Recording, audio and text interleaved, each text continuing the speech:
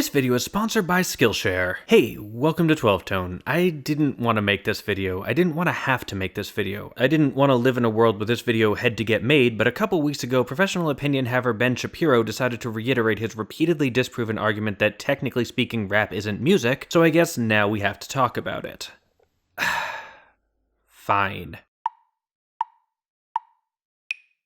So to start with, let's look at what Shapiro actually said. In my view, and the view of my music theorist father who went to music school, there are three elements to music. There is harmony, there is melody, and there is rhythm. Okay. And rap only fulfills one of these, the rhythm section. There's not a lot of melody, and there's not a lot of harmony. And so it's not actually a form of music, it's a form of rhythmic speaking. So beyond the subjectivity of me just not enjoying rap, what I've said before is it's not music. So tell me why I'm wrong. Now, longtime viewers may recognize this argument because I already made a video about it a year ago where I explained why rap, or as many fans of the genre prefer to call it hip-hop, does often contain all three of these elements. But what you may not know is that when researching that video, my primary source for that argument was an article written in 2009 by none other than Ben Shapiro, which means he's been repeating the same lazy definition for at least a decade now. Still, in spite of my better judgment, I'm gonna assume he's serious when he says, tell me why I'm wrong. So while the previous video focused on why his definition doesn't even actually exclude hip-hop, today I'd like to look at a deeper question. Is this a good way to define music in the first place? Spoiler alert, no. Now, to be clear, language is subjective, and Shapiro is free to define music however he wants for his own personal use, but when he says things like, so beyond the subjectivity of me just not enjoying rap, it attributes the claim to my music theorist father who went to music school in order to argue that it's not actually a form of music. He's invoking the concept of technical language, implying that his definition reflects some sort of objective truth, or at the very least that it would be supported by a majority of experts in the field. But here's the thing, I'm an expert in the field. I'm a music theorist, and much like Shapiro's father, I also went to music school. And beyond that, I know plenty more music theorists, musicologists, ethnomusicologists, and other music experts, and I've never heard any of them use anything even close to this definition. Why not? Because it excludes a lot of things that are broadly considered music, but to understand how, we're gonna have to define our terms. Let's start with rhythm. Does music have to have rhythm? Well, that depends what rhythm is. In a broad sense, rhythm is just the spacing of events in time, but that's not a particularly useful definition here because all sounds occur in time, so all sounds would be rhythmic.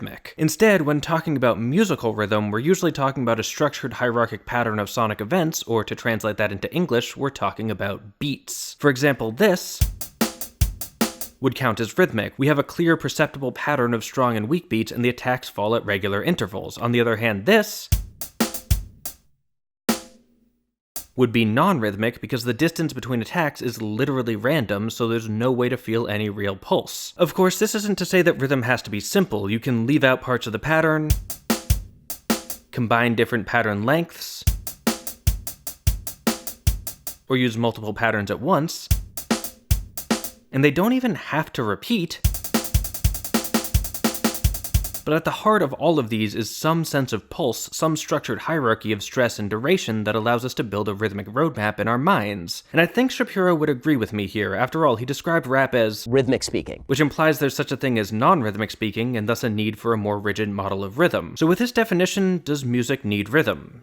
No. There's a lot of ways to demonstrate this, but probably the simplest is a concept called free time, which is exactly what it sounds like. Music written and performed without any clear meter or tempo. For example, early medieval Christian liturgical music was mostly done in a style called cantus planus, or plainsong, which was traditionally performed without any clear metric structure. Plainsong is in a lot of ways the direct conceptual ancestor of most Western classical music, so it's hard to view it as non-musical, but plainsong notation doesn't even specify duration because that level of rhythmic hierarchy just wasn't a part of the practice. In opera, free time appears in recitatives, where instead of musical rhythms, singers mimic the natural rhythms of human speech, and it also shows up in jazz, where it's often called rubato, and again, rhythmic decisions are loose and unstructured. Free time even occurs in modern popular music, although admittedly not often. The best example I could find is Hunting Bears by Radiohead. Now, it's worth noting that listening to any of these examples can still give you a momentary sense of rhythm. After all, the attacks aren't random, they're being interpreted by a performer who's controlling the stress and duration for expressive effect. But the thing is, the stress and duration of speech isn't random either. In fact, even things that are random, like falling raindrops, can create a sense of rhythm if you listen to them the right way, but the problem is that there's no clear structure or hierarchy to that rhythm, which means that if you follow this line of reasoning, we wind up with a worthless classifier. If we want to use rhythm to differentiate between music and non-music, we need a way to differentiate between rhythm and non-rhythm, and since Shapiro seems to believe that the natural rhythm of speech doesn't count, structured beat patterns are probably our best bet, and free time doesn't have structured beat patterns. So that's rhythm. What about harmony? Well, Well, what is harmony? For the purposes of this video, I'm going to use the broadest definition of harmony I know, 2 or more distinct pitches sounding simultaneously. Now, this does create a bit of a problem for us, since Shapiro says that in hip-hop, there's not a lot of harmony, whereas an actual examination reveals that many hip-hop songs have fairly standard chord progressions. For example, Where Is the Love by the Black Eyed Peas is built on a loop of F, C, D minor, B flat, which you might recognize as the 4-chord progression, one of the most common harmonic figures in Western music. And this shouldn't be surprising. Hip-hop is a genre that was founded on sampling or borrowing musical passages from songs in other styles, so it's only natural that it'd pick up some of the musical vocabulary of those styles. I'm going to assume, though, that Shapiro is simply ignorant of this fact because I don't know how to define harmony in such a way that straight-up traditional Western chord progressions don't count. That said, if we do use a more restrictive definition, perhaps one that assumes a certain level of harmonic complexity, the fact that we don't need it becomes even easier to prove. So no matter what Shapiro meant, as long as it involves multiple notes at once, which it pretty much has to, my argument will still cover it. So with this definition, does music need harmony?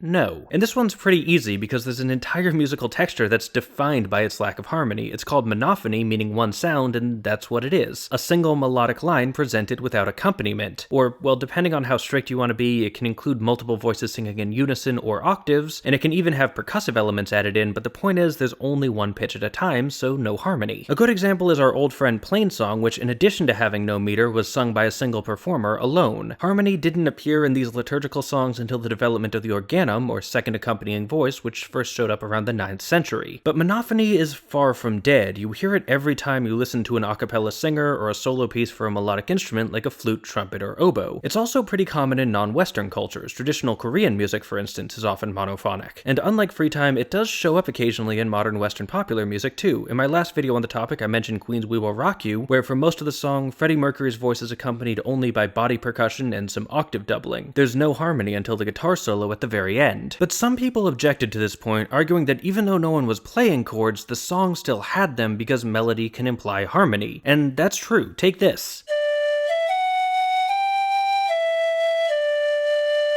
To my ears at least, it's pretty clear that this is the correct harmonization, but how did I do that? I mean, there's basically only one melodic note per chord, and these are not the only chords that contain these notes, so in theory it could just as easily have been this.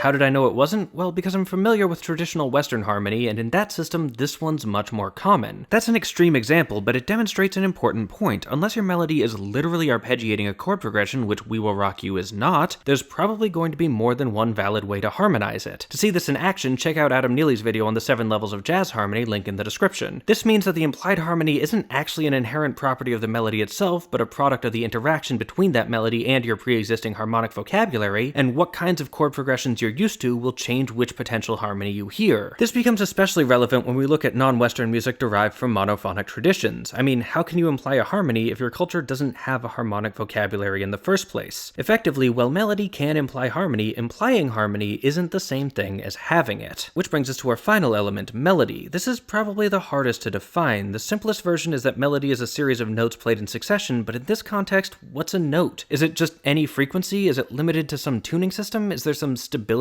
or range requirement? See, this is the problem with arguing about definitions. Once you start, it's definitions all the way down. Fortunately, Shapiro helps us out here by clarifying that in rap, there's not a lot of melody, so we have some indication of where the line is, at least for him. Of course, many rap songs like Ready or Not by Fugees or Empire State of Mind by Jay-Z also contain explicit singing, and even in songs that don't, there's a good chance the beat features melodies performed on synthesizers or other non-vocal instruments, a concept that, as a classical violinist, you'd think Shapiro would be pretty familiar with. But for the sake of argument, I'll assume he's referring only to songs where the vocal delivery is exclusively rapped and the beat is entirely percussive, because otherwise we're forced to conclude that he just doesn't know nearly enough about rap to be speaking so authoritatively about it, and what are the odds of that? So in order to define melody, we're going to have to look at the difference between speech and singing, which conveniently I just made a whole video about, and it turns out there's not a lot. But there are some things that are more characteristic of one than the other, so let's try them out. Like, maybe the distinction is range. Speech tends to be narrower, while melodies often run all over the place. But that seems unlikely unlikely. If you saw my video on Losing My Religion, you'll know the vocal melody of that song has a range of a perfect fourth, and studies show that depending on context, human speaking voices can cover nearly an octave, so it seems likely that many rap artists would show a similar range. But what about tonal stability? Maybe melodies have clear, precise pitches, while speech slides around haphazardly. Except music has plenty of slides too, we just call them glissandos because we're fancy. Besides, if tonal stability is a requirement for melody, how do you explain a singer like Bob Dylan? Anyway, I could run through a bunch of other possible answers, but let's cut to the chase. The best definition I could come up with is that melodies contain intentional pitch. That is, they use notes in such a way that you can tell if one of those notes is wrong. Now, speech also does this to some extent. The contour of a phrase can carry a lot of semantic meaning. Compare "that's how you define music" to "that's how you define music?" But if I'd gone like a half step higher on that last syllable, it still would have conveyed the same idea, whereas if I'm singing, say, "Happy Birthday," and I go a half step sharp on the last note, that changes everything. Now, to be clear, just because a note is intentional doesn't mean it can't be spontaneous. Like, if you're taking a solo in a jazz song, you may not know in advance that you're gonna play an F sharp over that E major 7 chord. Your hand may have just gone there instinctively, but it still creates a specific effect in that context that would be lost if you played, say, an F natural instead. This means this definition is still difficult to apply to rap because, consciously or not, many rappers will tune their voice to match the key of the track because it just sounds better that way. This is a fairly nuanced point though, so again, I'm just going to assume ignorance on Shapiro's part, but just like before, I don't think his definition is going to be less restrictive than mine, so even if he's purposefully excluding that, we're probably still fine. So with this definition, does music need melody? No. Admittedly, this is a bit harder than the others. Melody is incredibly common across musical cultures, but that doesn't mean there isn't music without it. Besides rap and other spoken music traditions, this mostly takes the form of strictly percussion-based music like drum lines. Now, it's worth noting that drums can create a sort of pseudo-melody. For instance, on a traditional trap set kit, there's 3 toms, high, medium, and low, and you can move between these to create a basic sense of melodic motion. But while these toms can be tuned to specific notes, they often aren't, and for the most part, listeners perceive tom runs as having a rough melodic contour, not an intentional definite pitch. Like, when a song changes keys, you don't see the drummer stopping to retune their instrument because the difference just isn't that noticeable. As such, with the exception of instruments like the steel drum, which are specifically designed to have melodic qualities, most drum-based music isn't going to have a strong sense of melody unless someone's singing or playing a melodic instrument on top of it, and yet drumline pieces are an iconic and important part of marching band repertoire. So there you have it. There's music without harmony, music without melody, and music without rhythm. Heck, there's even music without any of those things, although we'd have to go pretty deep into experimental territory for that, and I feel like I'll lose Shapiro if I start citing composers like Lamont Young. But the point is, none of these things are a good way to differentiate between music and non-music, and requiring all 3 of them is even worse. If you're curious what a good definition of music might look like, I actually already made a video on that as well, link in the description, but I'll tell you this much, good definitions tend to care more about reflecting cultural experiences than nitpicking about technicalities. Anyway, I think we're basically done here, but in the interest of fairness, Ben, any last words? Rock was an actual degradation of skill for music from jazz, which was actually a degradation of skill from classical. Nope. I'm done. I'm out.